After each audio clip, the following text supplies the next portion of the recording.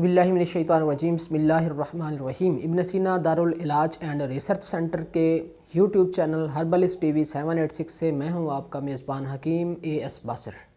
دوستو، آج کا ویڈیو سیگمنٹ بہت ہی اسپیشل ہے ان دوستوں کے لیے جو ابھی تک شادی شدہ ہونے کے باوجود بے اولاد ہیں۔ دوستو، آپ سب جانتے ہیں کہ اولاد اللہ تعالیٰ کی ایک بہت بڑی نعمت ہے۔ بیٹا ہو یا بیٹی ہو، اولاد دونوں صورتوں میں اللہ تعالیٰ کی رحمت اور نعمت ہے۔ تو ایسے دوست جن کو ابھی تک اللہ تعالیٰ نے اس نعمت سے نہیں نوازا، جو ابھی تک شادی شدہ ہونے کے باوجود اس نعمت سے محروم ہیں، یہ آج کا یہ ویڈیو سیگمنٹ، یہ آج کی ویڈیو ان دوستوں کے لیے اسپیشلی ہے۔ اور ویسے ہر ایک کے لیے اسپیشلی اس لیے ہے کہ اگر آپ کیا کوئی بھی جاننے والا، آپ کا دوست، ساتھی، اڑوس پڑوس میں کوئی ایسا بندہ جو اولاد سے محروم ابھی تک ہے، تو یہ نسخہ اس کے لیے ہے۔ آپ لوگوں کی ذمہ داری ہے کہ آپ اس تک پہنچیں۔ اس ویڈیو کو سب دوست اینڈ تک دیکھیں اور اس کو زیادہ سے زیادہ شیئر کریں تاکہ یہ نسخہ جو ہے یہ ہر گھر میں پہنچے، ہر فرد تک پہنچے، اور دوست جو ہیں، ساتھی، اس کو خود بنا کر، چیزیں خرید کر خود بنا کر استعمال کریں۔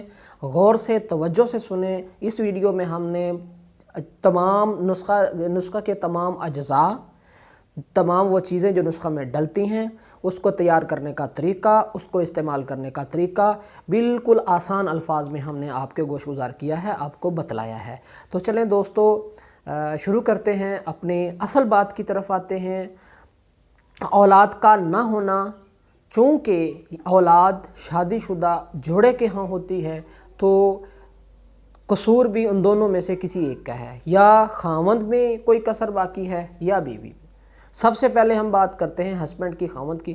تو خاوند میں جو پرابلمز ہیں، ان میں جو سب سے مین اور جو سب سے بڑی پرابلم ہے وہ یہ ہے کہ مادہ منویہ کے اندر اولاد کے جو جرمز ہیں، جراثیم ہیں، ان کا نہ ہونا یا ایک خاص لیول سے کم ہونا، یا اگر ہیں تو ان کا زیادہ سے زیادہ ڈیڈ ہونا، نان موٹائل ہونا، نان ایکٹیو ہونا، سلیگش ہونا، یہ ساری رپورٹس میں چیزیں آتی ہیں۔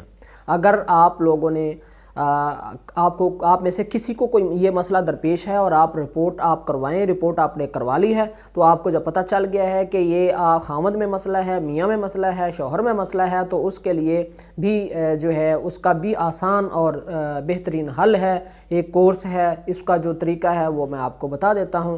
ان لوگوں نے کیا کرنا ہے کہ انہوں نے موسلی سفید، سالب مصری، سالب پنجہ، مغز پنبہ دانہ، چھلکا اسب گول اور مغز جیا پوتا، یہ ساری چیزیں برابر وزن لے لینی ہیں۔ چھلکا اسب گول جو ہے وہ پیسنا نہیں ہے، باقی ساری چیزیں پیس لینی ہیں، اور چھلکا اسب گول ثابت ملا لینا ہے، اور 6 ماشا صبح، 6 ماشا شام، خالی پیٹ نیم گرم دودھ کے ساتھ کم از کم 1.5 ماہ استعمال کرنا ہے۔ تو اس سے جو ہے ان کے جو میڈیکلی فٹ ہو جائیں گے، ان کی رپورٹ جو ہے وہ بوسٹ اپ ہو جائے گی، ان کے اندر مادہ منویہ کے اندر جو جرمز ہیں وہ بوسٹ اپ ہو جائیں گے۔ اگر میاں میں، شوہر میں یہ مسئلہ ہے تو وہ اس طرح حل ہو جائے گا۔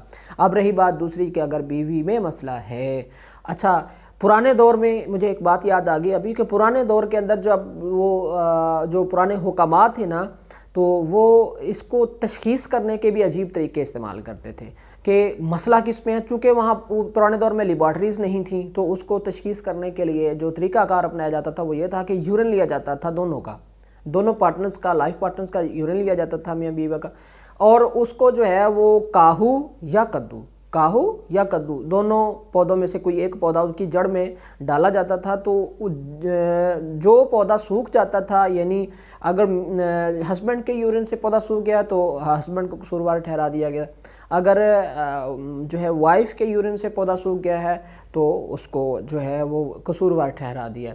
یہ طریقہ پرانا ہو گیا ہے، بہت حد تک درست تھا، لیکن یہ اس حد تک درست تھا کہ جب ہم یہ ڈائیگنوز کرنا چاہیں کہ حدت اور حرارت کی وجہ سے جو ہے وہ پریگننسی نہیں ہو پا رہی۔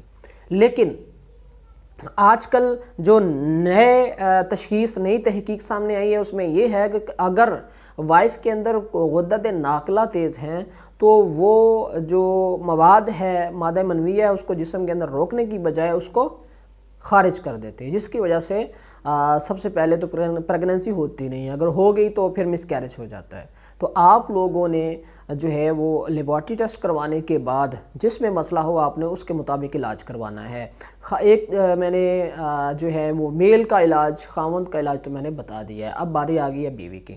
تو اگر مسئلہ بیوی میں نکل آئے تو پھر آپ نے کیا کرنا ہے، آپ نے جو چیزیں، جو اشیاء آپ نے لینی ہیں وہ یہ ہیں۔ آپ اس میں ہم نے غدۃ جاذبہ کو تیز کرنا ہے، یہ بات یاد رکھیں، تاکہ جو مواد ہے اس کو جسم کے اندر، جسم جو ہے وہ جذب کرے۔ جسم کے اندر اگر رطوبت ہے تو اس کو ہم نے خارج کرنا ہے، جسم کے اندر خشکی کو بڑھانا ہے۔ جب جسم میں خشکی بڑھ جائے گی تو آٹومیٹیکلی پریگننسی جو ہو جائے گی۔ اچھا، کرنا کیا ہے ہم نے بوہڑ کی داڑھی لینی ہے، ہم نے پیپل کی داڑھی لینی ہے، یہ دونوں چیزیں 2-2 تولہ لے لیں۔ اس کے بعد ہم نے تخم شلنگی لینے ہیں، 2 تولہ لے لیں۔ اس کے بعد ہم نے تباشیر لینی ہے، نقرہ، تباشیر نقرہ، یہ بھی 2 تولہ لے لیں۔ اور اس کے بعد ہم نے جو ہے وہ مغز جیا پوتا لینے ہیں، یہ بھی 2 تولہ لے لیں۔ یہ سارے اجزاء لے کر آپ اس کو پیس کر، کوٹ چھان کر اس کو بنا لیں، باریک چھلنی سے چھان کر اس کو صفوف تیار کر لیں اور نمی سے بچا کر رکھیں۔ تو یہ صفوف کرنا استعمال کب ہے؟ یہ آپ لوگوں نے جب پیریڈز کے بعد، ماہواری کے بعد عورت غسل فرماتی ہے تو اس کے بعد آپ نے جو ہے وہ 3 ماشا کی مقدار میں صبح اور شام ہلکے پیٹ نیم گرم دودھ کے ساتھ، گائے کے دودھ کے ساتھ آپ نے استعمال کروانا ہے۔ یہ 1 ہفتہ استعمال کروانا ہے مسلسل، کم از کم۔ تو یہ شرطیہ علاج ہے۔ 1 ہفتہ استعمال کرنے کے بعد آپ نے جو ہے وہ خلوت اختیار کرنی ہے۔ تو امید ہے کہ جو ہے وہ اللہ تعالیٰ جو ہے نا وہ آپ پر مہربانی فرمائیں گے، پریگننسی ہو جائے گی۔ اگر پہلے مہینے نہیں ہوتا تو اسی عمل کو، اسی کام کو دوسرے مہینے بھی دہرانا ہے، اور اس کا جو لاسٹ ٹائم ہے، آخر کورس ہے، وہ یہ کہ تیسرے مہینے تک یہ ہے گارنٹی ہے کہ پریگننسی ہو جاتی ہے۔ تو یہ عمل آپ نے دہرانا ہے۔ اس طریقے سے مرد اور عورت دونوں نے اپنی ٹریٹمنٹ کرنی ہے، تو انشاءاللہ اللہ تعالیٰ جو ہے وہ آپ کی گود ہری کر دیں گے۔ میں امید کرتا ہوں کہ آپ اس ویڈیو کو لائک بھی کریں گے، شیئر بھی کریں گے۔ اگر ابھی تک آپ ہمارا چینل سبسکرائب نہیں کیا تو چینل بھی سبسکرائب کریں گے۔ اس ویڈیو کو زیادہ سے زیادہ لوگوں تک پہنچائیں گے تاکہ سب لوگوں کا بھلا ہو، اور اس دوا کو بنائیں گے بھی، اور اس کے بعد اس کا رزلٹ لینے کے بعد جو ہے ہمیں بھی اپنی دعاؤں میں یاد رکھیں گے۔